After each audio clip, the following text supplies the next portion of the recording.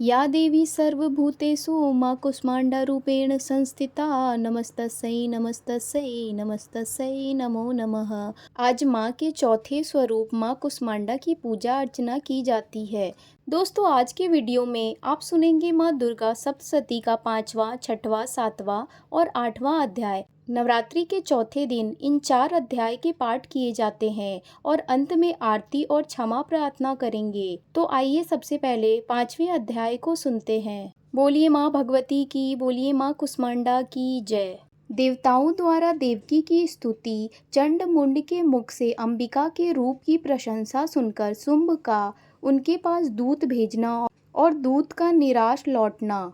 ओम। इस उत्तर चरित्र के रुद्र ऋषि हैं, महासरस्वती देवता है, अनुष्टुप छंद है, भीमा शक्ति है, भ्रामरी बीज है, सूर्य तत्व है और सामवेद स्वरूप है।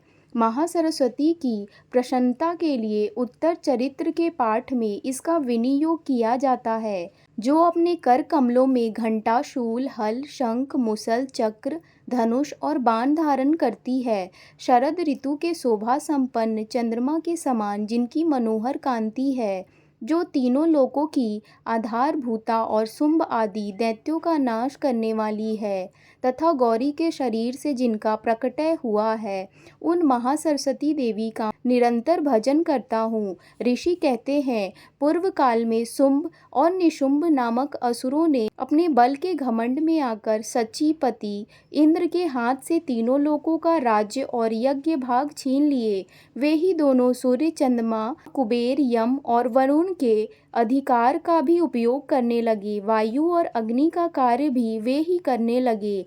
उन दोनों ने सब देवताओं को अपमानित, राज्य भ्रष्ट, पराजित तथा अधिकारहीन करके स्वर्ग से निकाल दिया। उन दोनों महान असुरों से तिरस्कृत देवताओं ने अपराजिता देवी का स्मरण किया और सोचा, जगदम्बा ने हम लोगों को वर दिया था कि आपत्ति काल में स्मरण करने पर मैं तुम्हारी सब आपत्तियों का तत्काल नाश कर दूंगी। यह विचार कर देवता गिरिराज हिमालय पर गए और वहां भगवती विष्णु माया की स्तुति करने लगे।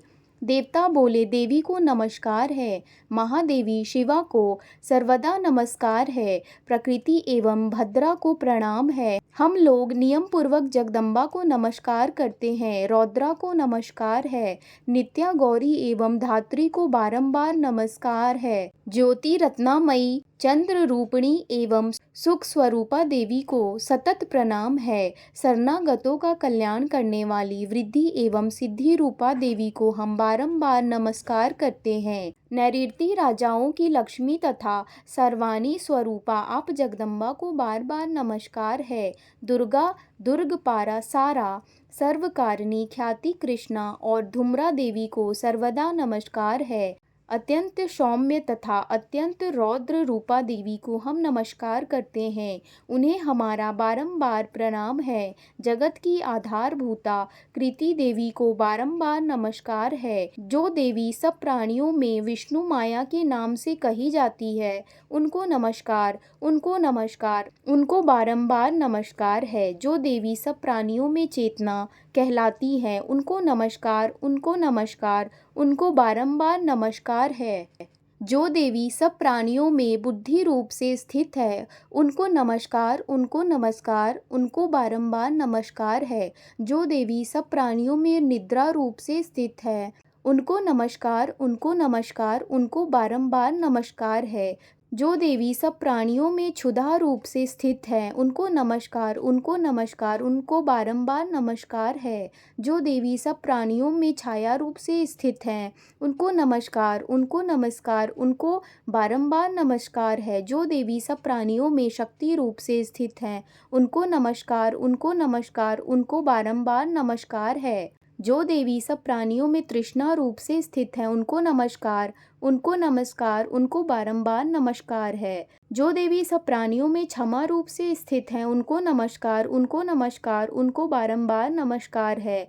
जो देवी सब प्राणियों में जाति रूप से स्थित हैं, उनको नमस्कार, उनको नमस्कार, उनको बारंबार नमस्कार है। जो देवी सब प्राणियों में लज्जा रूप से स्थित हैं, उनको नमस्कार, उनको नमस्कार, उनको बारंबार नमस्कार है। जो देवी सब प्राणियों में शांति रूप से स्थित हैं, उनको नमस्कार, उनको नमस्कार, उनको बारंबार नमस्कार है। जो देवी सब प्राणियों में श्रद्धा रूप से स्थित है उनको नमस्कार, उनको नमस्कार, उनको बारंबार नमस्कार है। जो देवी सब प्राणियों में कांति रूप से स्थित है उनको नमस्कार, उनको नमस्कार, उनको बारंबार नमस्कार है। जो देवी सभी प्राणियों में लक्ष्मी रूप से स्थित है उनको नमस्कार, उनको नमस्कार, उनको बारंबार नमस्कार है। जो देवी सभी प्राणियों में वृत्ति रूप से स्थित है उनको नमस्कार, उनको नमस्कार, उनको बारंबार नमस्कार है। जो देवी सभी प्राणियों में स्मृति रूप से स्थित हैं उनको नमस्कार, उनको नमस्कार, उनको बारंबार नमस्कार है। जो देवी सभी प्राणियों में दया रूप से स्थित हैं उनको नमस्कार, उनको नमस्कार, उनको बारंबार नमस्कार है। जो देवी सब प्राणियों में दृष्टि रूप से स्थित हैं उनको नमस्कार, उनको नमस्कार, उनको बारंबार नमस्कार है। जो देवी सभी प्राणियों में माता रूप से स्थित हैं उनको नमस्कार, उनको नमस्कार, उनको बारंबार नमस्कार है। जो देवी सभी प्राणियों में भ्रांति रूप से स्थित हैं उनको नमस्कार, उनको नमस्कार, उनको बारंबार नमस्कार है। जो जीवों के इंद्रिय वर्ग की अधिष्ठात्री देवी एवं सब प्राणियों में सदा व्याप्त रहने वाली हैं उनको व्याप्ति देवी को बारंबार नमस्कार है। जो देवी चैतन्य रूप से इस संपूर्ण जगत को व्याप्त करके स्थित हैं उनको नमस्कार, उनको नमस्कार, उनको बारंबार नमस्कार है। पूर्व काल में अपने अभीष्ट की प्राप्ति होने से देवताओं ने जिनकी स्तुति की तथा देवराज इंद्र ने बहुत दिनों तक जिनका सेवन किया वह कल्याण की साधन भूता ईश्वरी हमारा कल्याण और मंगल करे तथा सारी आपत्तियों का नाश कर डाले। उदंड दैत्यों से सताए हुए हम सभी देवता जिन परमेश्वरी को इस समय नमस्कार करते हैं तथा जो भक्ति से विनम्र पुरुषों द्वारा स्मरण की जाने पर तत्काल ही संपूर्ण विपत्तियों का नाश कर देती है, वे जगदम्बा हमारा संकट दूर करें। ऋषि कहते हैं, राजन, इस प्रकार जब देवता स्तुति कर रहे थे उस समय पार्वती देवी गजानन जी के जल में स्नान करने के लिए वहां आई। उन सुंदर भौहों वाली भगवती ने देवताओं से पूछा, आप लोग यहाँ किसकी स्तुति कर रहे हैं? तब उन्हीं के शरीर कोश से प्रकट हुई शिवा देवी बोली, शुंभ दैत्यों से तिरस्कृत और युद्ध में निशुंभ से पराजित हो यहाँ एकत्रित हुए ये समस्त देवता यह मेरी ही स्तुति कर रहे हैं। पार्वती जी के शरीर कोश से अंबिका का प्रादुर्भाव हुआ था, इसलिए वे समस्त लोकों में कौशिकी कही जाती हैं। कौशिकी के प्रकट होने के बाद पार्वती देवी का शरीर काले रंग का हो गया, अतः वे हिमालय पर रहने वाली कालिका देवी नाम से विख्यात हुईं। तदनंतर शुंभ निशुंभ के भृत्य चंड मुंड वहां आए और उन्होंने परम मनोहर रूप धारण करने वाली अंबिका देवी को देखा। फिर वे शुंभ के पास जाकर बोले, महाराज, एक अत्यंत मनोहर स्त्री है जो अपनी दिव्य कांति से हिमालय को प्रकाशित कर रही है। वैसा उत्तम रूप कहीं किसी ने भी नहीं देखा होगा। असुरेश्वर, पता लगाइए वह देवी कौन है और उसे ले लीजिए। स्त्रियों में तो वह रत्न है, उसका प्रत्येक अंग बहुत ही सुंदर है तथा वह अपने श्री अंगों की प्रभा से संपूर्ण दिशाओं में प्रकाश फैला रही है। दैत्यराज, अभी वह हिमालय पर ही मौजूद है, आप उसे देख सकते हैं। प्रभु, तीनों लोकों में मणि, हाथी और घोड़े आदि जितने भी रत्न हैं वे सब इस समय आपके घर में शोभा पाते हैं। हाथियों में रत्नभूत ऐरावत, यह परिजात का वृक्ष और यह उच्चै श्रवा घोड़ा, यह सब आपने इंद्र से ले लिया है। हंसों से जूता हुआ यह विमान भी आपके आंगन में शोभा पाता है। यह रत्नभूत अद्भुत विमान जो पहले ब्रह्मा जी के पास था अब आपके यहाँ लाया गया है। यह महापद्म नामक निधि आप कुबेर से छीन लाए। समुद्र ने भी आपको किंज कलिकनी नाम की माला भेंट की है जो केसरों से सुशोभित है और जिसके कमल कभी कुम्हलाते नहीं। स्वर्ण की वर्षा करने वाले वरुण का छत्र भी आपके घर में शोभा पाता है तथा यह श्रेष्ठ रथ जो पहले प्रजापति के अधिकार में था अब आपके पास मौजूद है। दैतेश्वर, मृत्यु की उत्क्रांति का नाम वाली शक्ति भी आपने छीन ली है तथा वरुण का पाश और समुद्र में होने वाले सब प्रकार के रत्न आपके भाई निशुंभ के अधिकार में है। अग्नि ने भी स्वतः शुद्ध किए हुए 2 वस्त्र आपकी सेवा में अर्पित किए हैं। दैत्यराज, इस प्रकार सभी रत्न आपने एकत्र कर लिए हैं। फिर जो यह स्त्रियों में रत्न रूप कल्याणमयी देवी है, इसे आप क्यों नहीं अपने अधिकार में कर लेते हैं?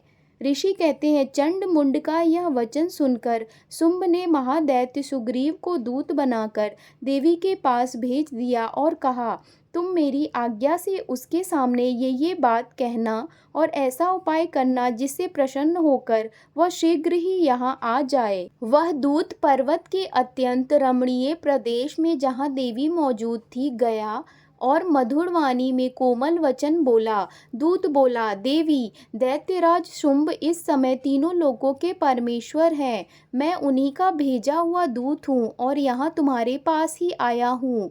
उनकी आज्ञा सदा सब देवता एक स्वर से मानते हैं, कोई उनका उल्लंघन नहीं कर सकता। वे संपूर्ण देवताओं को परास्त कर चुके हैं।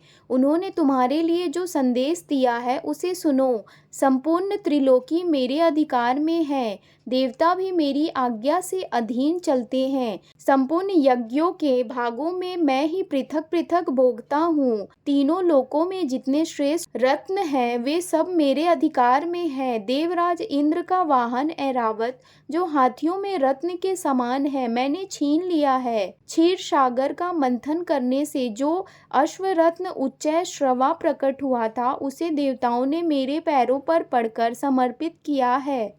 सुंदरी, उनके सिवा और भी जितने रत्नभूत पदार्थ देवताओं, गंधर्वों और नागों के पास थे, वे सब मेरे ही पास आ गए हैं। देवी, हम लोग तुम्हें संसार की स्त्रियों में रत्न मानते हैं, अतः तुम हमारे पास आ जाओ, क्योंकि रत्नों का उपभोग करने वाले हम ही हैं।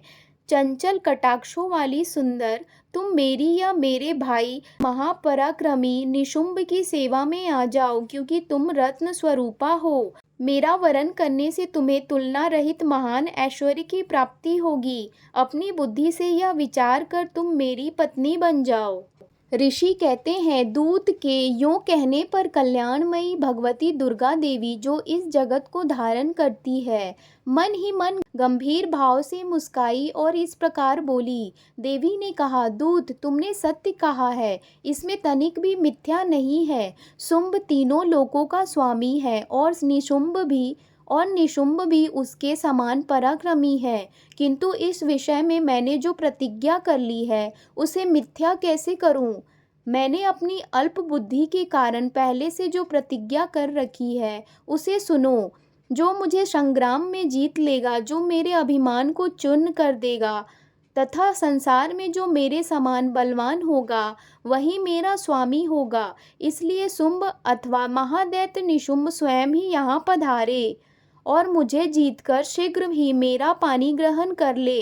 इसमें विलंब की क्या आवश्यकता है? दूत बोला, देवी, तुम घमंड में भरी हो, मेरे सामने ऐसी बात ना करो। तीनों लोकों में कौन ऐसा पुरुष है जो शुंभ निशुंभ के सामने खड़ा हो सके? देवी, अन्य दैत्यों के सामने भी सारे देवता युद्ध में नहीं ठहर सकते, फिर तुम अकेली स्त्री होकर कैसे ठहर सकती हो? जिन शुंभ आदि दैत्यों के सामने इंद्र आदि सब देवता भी युद्ध में खड़े नहीं हुए, उनके सामने तुम स्त्री होकर कैसे जाओगी? इसलिए तुम मेरे ही कहने से शुंभ निशुंभ के पास चली चलो। ऐसा करने से तुम्हारे गौरव की रक्षा होगी, अन्यथा जब वे केश पकड़कर घसीटेंगे तब तुम्हें अपनी प्रतिष्ठा खोकर जाना पड़ेगा। देवी ने कहा, तुम्हारा कहना ठीक है। शुंभ बलवान और निशुंभ भी बड़े पराक्रमी हैं, किंतु क्या करूं, मैंने पहले बिना सोचे समझे प्रतिज्ञा कर ली है। अतः अब तुम जाओ, मैंने तुमसे जो कुछ कहा है वह सब दैत्यराज से आदर पूर्वक कहना, फिर उन्हें जो उचित लगे वह करे। इस प्रकार श्री मार्कंडेय पुराण में सावर्णिक मनवंतर की कथा के अंतर्गत देवी महात्म्य में देवी दूत संवाद नामक 5वां अध्याय पूरा हुआ। 6ठा अध्याय, धूम्रलोचन वध। मैं सर्वगेश्वर भैरव के अंग में निवास करने वाली परमोत्कृष्ट पद्मावती देवी की चिंतन करता हूँ। वे नागराज के आसन पर बैठी है। नागों के फनों में सुशोभित होने वाले मणियों की विशाल माला से उनकी देह लता उद्भासित हो रही है। सूर्य के समान उनका तेज है। 3 नेत्र उनकी शोभा बढ़ा रहे हैं। वे हाथों में माला, कुंभ, कपाल और कमल लिए हुए हैं तथा उनके मस्तक में अर्धचंद्र का मुकुट सुशोभित है। ऋषि कहते हैं, देवी का यह कथन सुनकर दूतों को बड़ा समर्ष हुआ और उसने दैत्यराज के पास जाकर सब समाचार विस्तार पूर्वक कह सुनाया। दूत के उस वचन को सुनकर दैत्यराज कुपित हो उठा और दैत्य सेनापति धूम्रलोचन से बोला, धूम्रलोचन, तुम शीघ्र अपनी सेना साथ लेकर जाओ और उस दुष्ट के केस पकड़कर घसीटते हुए उसे बलपूर्वक यहाँ ले आओ। उसकी रक्षा करने के लिए यदि कोई दूसरा खड़ा हो तो वह देवता, यक्ष अथवा गंधर्व ही क्यों न हो, उसे अवश्य मार डालना। ऋषि कहते हैं, शुंभ के इस प्रकार आज्ञा देने पर वह धूम्रलोचन दैत्य 60,000 असुरों की सेना को साथ लेकर वहां से तुरंत चल दिया।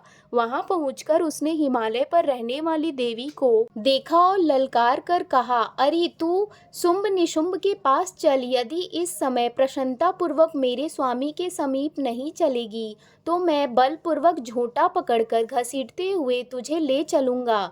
देवी बोली, तुम्हें दैत्यों के राजा ने भेजा है।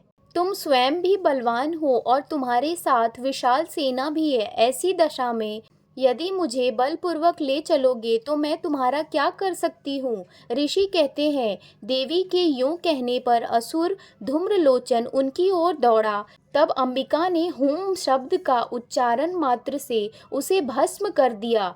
फिर तो क्रोध में भरी हुई दैत्यों की विशाल सेना और अंबिका ने एक दूसरे पर तीखे सहायकों, शक्तियों तथा फारसों की वर्षा आरंभ की। इतने में ही देवी का वाहन सिंह क्रोध में भरकर भयंकर गर्जना करके गर्दन के बालों को हिलाता हुआ असुरों की सेना में कूद पड़ा। उसने कुछ दैत्यों को पंजों की मार से, कितनों को अपने जबड़ों से और कितने ही महादैत्य को पटककर ओठ की दाढ़ों से घायल करके मार डाला। उस सिंह ने अपने नखों से कितनों के पेट फाड़ डाले और थप्पड़ मारकर कितनों के सिर धड़ से अलग कर दिए, कितनों की भुजाएं और मस्तक काट डाले तथा अपनी गर्दन के बाल हिलाते हुए उसने दूसरे दैत्यों के पेट फाड़कर उनका रक्त चूस लिया। अत्यंत क्रोध में भरे हुए देवी के वाहन उस महाबली सिंह ने क्षण भर में ही असुरों की सारी सेना का संहार कर डाला। शुंभ ने जब सुना कि देवी ने धूम्रलोचन असुरों को मार डाला तथा उसके सिंह ने सारी सेना का सफाया कर डाला, तब उस दैत्यराज को बड़ा क्रोध हुआ। उसका होंठ कांपने लगा। उसने चंड और मुंड नामक 2 महादैत्यों को आज्ञा दी, हे चंड और हे मुंड, तुम लोग बहुत बड़ी सेना लेकर वहां जाओ। उस देवी के झोटे पकड़कर अथवा उसे बांधकर शीघ्र यहाँ ले आओ। यदि इस प्रकार उसको लाने में संदेह हो तो युद्ध में सब प्रकार के अस्त्र शस्त्रों तथा समस्त आसुरी सेना का प्रयोग करके उसकी हत्या कर डालना। उस दुष्टा की हत्या होने तथा सिंह के भी मारे जाने पर उस अंबिका को बांधकर साथ ले शीघ्र ही लौट आना। इस प्रकार श्री मार्कंडे पुराण में सावर्णिक मनवंतर की कथा के अंतर्गत देवी महात्म्य में धूम्रलोचन वध नामक 6वां अध्याय पूरा हुआ। 7वां अध्याय चंड और मुंड का वध। मैं माता अग्नि देवी का ध्यान करता हूँ। वे रत्नमय सिंहासन पर बैठकर पढ़ते हुए तोते का मधुर शब्द सुन रही है। उनके शरीर का वर्ण श्याम है। वे अपना एक पैर कमल पर रखे हुए हैं और मस्तक पर अर्धचंद्र धारण करती हैं तथा कल्हार पुष्पों की माला धारण किए वीणा बजाती हैं। उनके अंग में कसी हुई चोला शोभा पा रही है। वे लाल रंग की साड़ी पहने हाथ में शंखमय पात्र लिए हुए। उनके वदन पर मधु का हल्का हल्का प्रभाव जान पड़ता है और ललाट में बिंदी शोभा दे रही है। ऋषि कहते हैं, तदनंतर शुंभ की आज्ञा पाकर वे चंडमुंड आदि दैत्य चतुरिणी से सेना के साथ अस्त्र शस्त्रों से सुसज्जित हो चल दिए। फिर गिरिराज हिमालय के स्वर्ण में ऊंचे शिखर पर पहुंचकर उन्होंने सिंह पर बैठकर देवी को देखा। वे मंद मंद मुस्कुरा रही थी। उन्हें देखकर दैत्य लोग तत्परता से पकड़ने का उद्योग करने लगे। किसी ने धनुष तान लिया, किसी ने तलवार संभाली और कुछ लोग देवी के पास आकर खड़े हो गए। तब अंबिका ने उन शत्रुओं के प्रति बड़ा क्रोध किया। उस समय क्रोध के कारण उनका मुख काला पड़ गया, ललाट में भौहें टेढ़ी हो गई और वहां से तुरंत विकराल मुखी काली प्रकट हुई, जो तलवार और पाश लिए हुई थी। वे विचित्र खटवांग धारण किए और चीते के चर्म की साड़ी पहनकर नर मुंडों की माला से विभूषित थी। उनके शरीर का मांस सूख गया था, केवल हड्डियों का ढांचा था, जिससे वे अत्यंत भयंकर लग रही थी। उनका मुख बहुत विशाल था, जीभ लपलपाने के कारण वे और भी डरावनी प्रतीत होती थी। उनकी आंखें भीतर को धसी हुई और कुछ लाल थी। वे अपनी भयंकर गर्जना से संपूर्ण दिशाओं को गुंजा रही थी। बड़े बड़े दैत्यों का वध करती हुई वे कालिका देवी बड़े वेग से दैत्यों की उस सेना पर टूट पड़ी और उन सबको भक्षण करने लगी। वे पार्श्व रक्षकों, योद्धाओं और घंटा सहित कितने ही हाथियों को एक ही हाथ से पकड़कर मुंह में डाल लेती थी। इसी प्रकार घोड़े, रथ और सारथी के साथ रथी सैनिकों को मुंह में डालकर वे उन्हें बड़े भयानक रूप से चबा डालती थी। किसी के बाल पकड़ लेती, किसी का गाल दबा देती, किसी के पैरों से कुचल डालती और किसी को छाती के धक्के से गिराकर मार डालती। वे असुरों के छोड़े हुए बड़े बड़े अस्त्र शस्त्र मुंह से पकड़ लेती और रोष में भरकर उनको दांतों से पीस डालती। काली ने बलवान एवं दुरात्मा दैत्यों की वह सारी सेना रौंद डाली, खा डाली और कितनों को मार भगाया। कोई तलवार के घाट से उतारे गए, कोई खटवांग से पीटे गए और कितने ही असुर दांतों के अग्रभाग से कुचले जाकर मृत्यु को प्राप्त हुए। इस प्रकार देवी ने असुरों की उस सारी सेनाओं को क्षण भर में मार गिराया। यह देख चंड उन अत्यंत भयानक काली देवी की ओर दौड़ा तथा महादैत्य मुंड ने भी अत्यंत भयंकर बाणों की वर्षा से तथा हजारों बार चलाए हुए चक्रों से उन भयानक नेत्रों वाली देवी को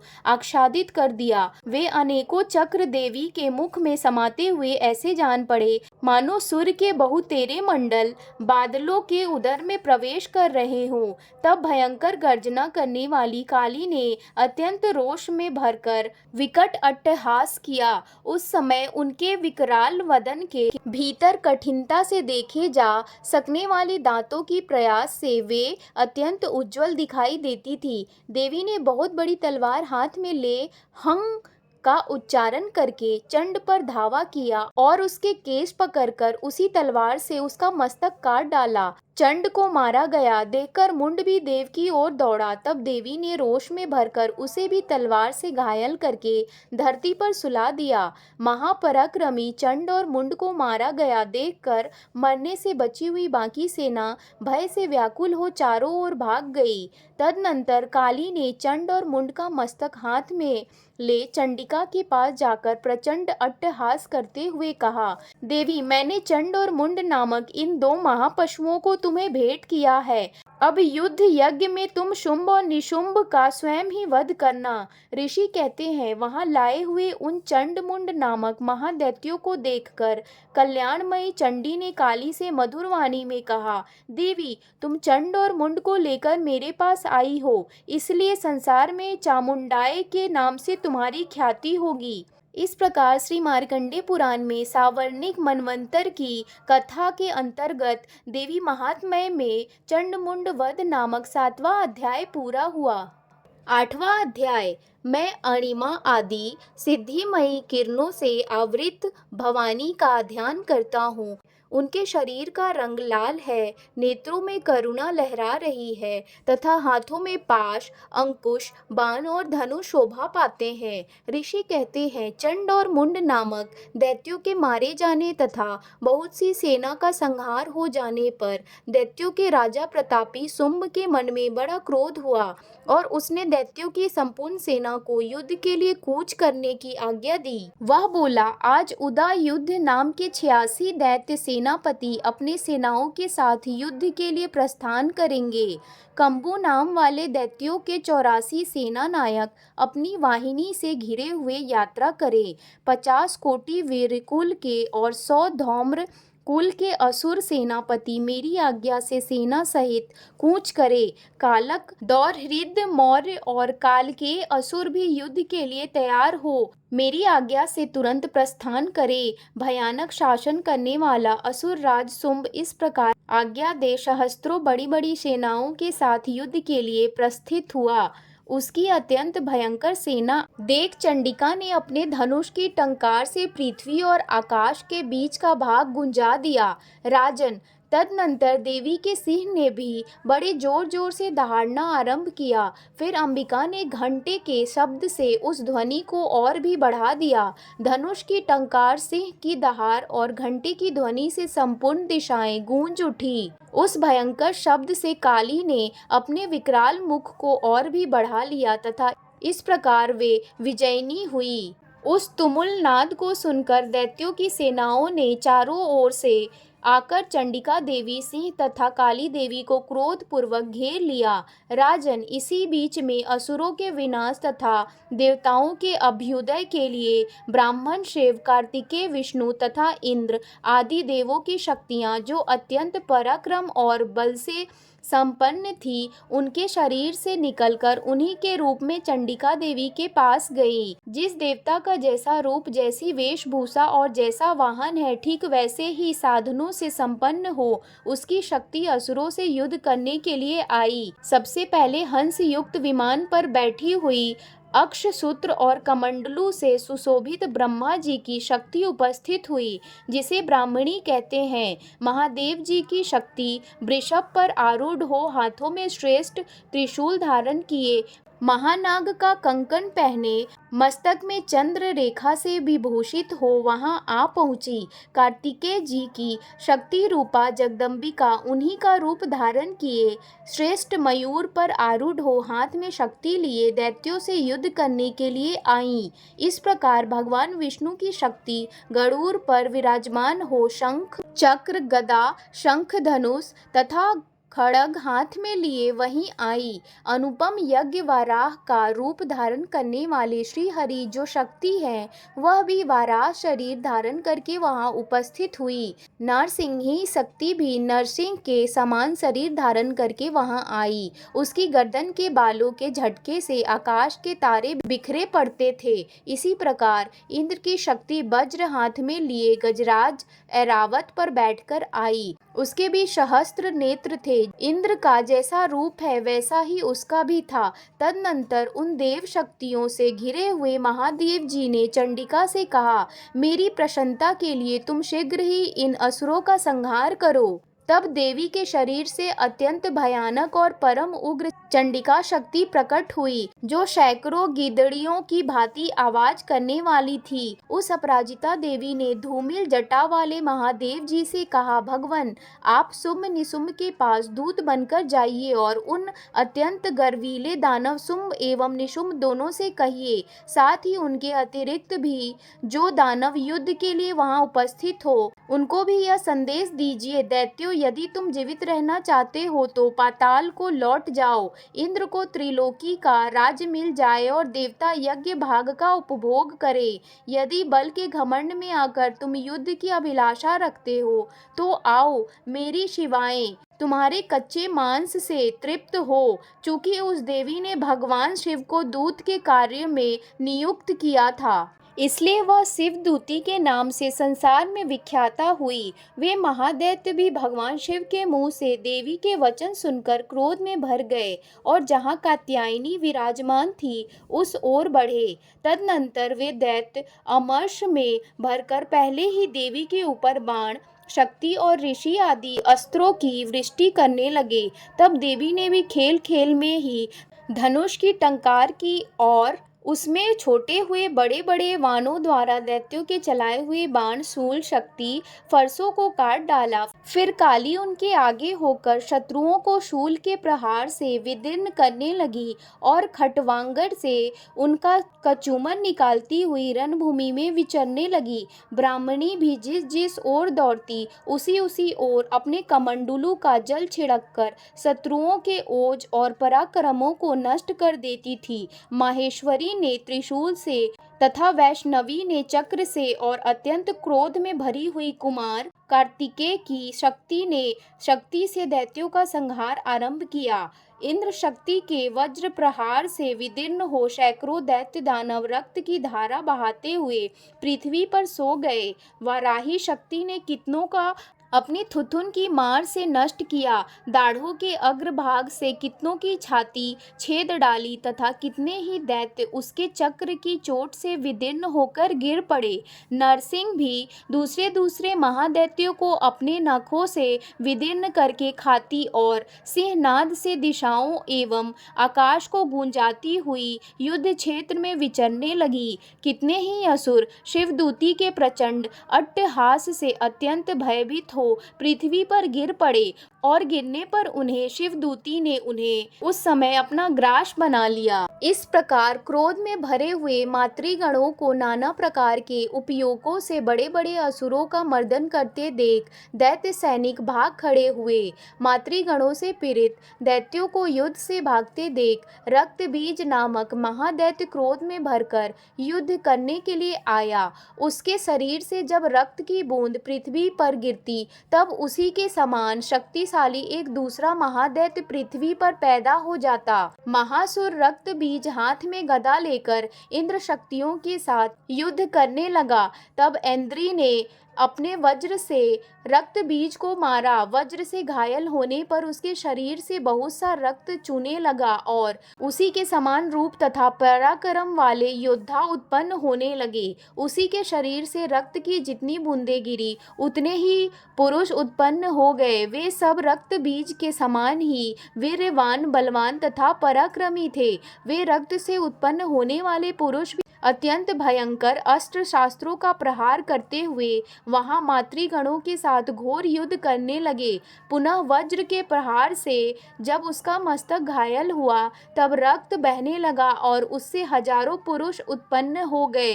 वैष्णवी ने युद्ध में रक्त बीज पर चक्र का प्रहार किया तथा ऐन्द्री ने उस दैत्य सेनापति को गदा से चोट पहुंचाई। वैष्णवी के चक्र से घायल होने पर उसके शरीर से जो रक्त बहा और उससे जो उसी के बराबर आकार वाले सहस्त्रों महादैत्य प्रकट हुए, उनके द्वारा संपूर्ण जगत व्याप्त हो गया। कौमारी ने शक्ति से, वाराही ने खड्ग से और महेश्वरी ने त्रिशूल से महादैत्य रक्त बीज को घायल किया। क्रोध में भरे हुए उस महादैत्य रक्त बीज ने भी गदा सभी मातृ शक्तियों पर पृथक पृथक प्रहार किया। शक्ति और शूल आदि अनेक बार घायल होने पर जो उसके शरीर से रक्त की धारा पृथ्वी पर गिरी, उससे भी निश्चय ही सैकड़ों असुर उत्पन्न हुए। इस प्रकार उस महादैत्य के रक्त से प्रकट हुए असुरों द्वारा संपूर्ण जगत व्याप्त हो गया। इससे उन देवताओं को बड़ा भय हुआ। देवताओं को उदास देख चंडिका ने काली से शीघ्रता पूर्वक कहा, चामुंडे, तुम अपना मुख और भी फैलाओ तथा मेरे शस्त्रपात से गिरने वाले रक्त बिंदुओं और उनसे उत्पन्न होने वाले महादैत्यों को तुम अपने इस उतावले मुख से खा जाओ। इस प्रकार रक्त से उत्पन्न होने वाले महादैत्यों का भक्षण करती हुई तुम रण में विचरती रहो। ऐसा करने से उस दैत्य का सारा रक्त क्षीण हो जाने पर वह स्वयं ही नष्ट हो जाएगा। उन भयंकर दैत्यों को जब तुम खा जाओगी तब दूसरे नए दैत्य उत्पन्न नहीं हो सकेंगे। काली से यूं कहकर चंडिका देवी ने शूल से रक्त बीज को मारा और काली ने अपने मुख में उसका रक्त ले लिया। तब उसने वहां चंडिका पर गदा से प्रहार किया, किंतु उस गदापात ने देवी को तनिक भी वेदना नहीं पहुंचाई। रक्त बीज के घायल शरीर से बहुत सा रक्त गिरा, किंतु ज्यों ही वह गिरा त्यों ही चामुंडा ने उसे अपने मुख में ले लिया। रक्त गिरने से काली के मुख में जो महादैत्य उत्पन्न हुए उन्हें भी वह चट कर गई और उनसे रक्त बीज का रक्त भी पी लिया। तदनंतर देवी ने रक्त बीज को, जिसका रक्त चामुंडा ने पी लिया था, वज्र, बाण, खड्ग तथा ऋषि आदि से मार डाला। राजन, इस प्रकार शास्त्रों के समुदाय से आहत एवं रक्तहीन हुआ महादैत्य रक्त बीज पृथ्वी पर गिर पड़ा। नरेश्वर, इससे देवताओं को अनुपम हर्ष की प्राप्ति हुई और मातृगण उन असुरों के रक्तपान के मद से उद्धत सा होकर नृत्य करने लगा। इस प्रकार श्री मार्कंडेय पुराण में सार्वणिक मनवंतर की कथा के अंतर्गत देवी महात्म्य में रक्त बीज वध नामक 8वां अध्याय पूरा हुआ। बोलिए सिंहवानी दुर्गा मैया की जय। क्षमा प्रार्थना। परमेश्वरी, मेरे द्वारा रात दिन सहस्त्रों अपराध होते रहते हैं। यह मेरा दास है, यूँ समझकर मेरे उन अपराधों को तुम कृपा पूर्वक क्षमा करो। परमेश्वरी, मैं आवाहन नहीं जानता, विसर्जन करना नहीं जानता तथा पूजा करने का ढंग भी नहीं जानता। क्षमा करो देवी सुरेश्वरी। मैंने जो मंत्रहीन, क्रियाहीन और भक्तिहीन पूजन किया है वह सब आपकी कृपा से पूर्ण हो। सैकड़ों अपराध करके भी जो तुम्हारी शरण में जा जगदम्बा कहकर पुकारता है उसे वह गति प्राप्त होती है जो ब्रह्मादि देवताओं के लिए भी सुलभ नहीं। जगदम्बिके, मैं अपराधी हूँ किंतु तुम्हारी शरण में आया हूँ। इस समय दया का पात्र हूँ, तुम जैसा चाहो वैसा करो।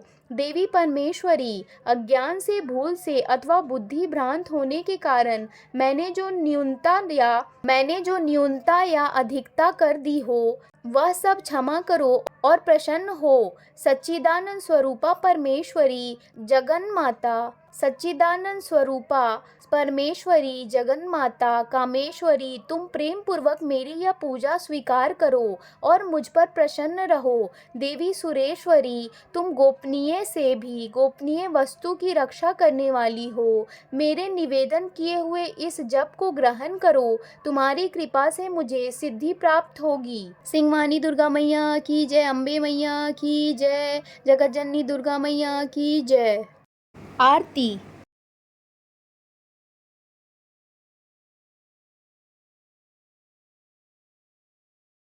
दोस्तों, अगर आपको मेरी यह कथा और जानकारियाँ अच्छी लगी हो तो कृपया मेरे चैनल लाइफ एंड फैक्ट को लाइक, शेयर एंड सब्सक्राइब जरूर करें और कमेंट में जय माता दी अवश्य लिखें। धन्यवाद।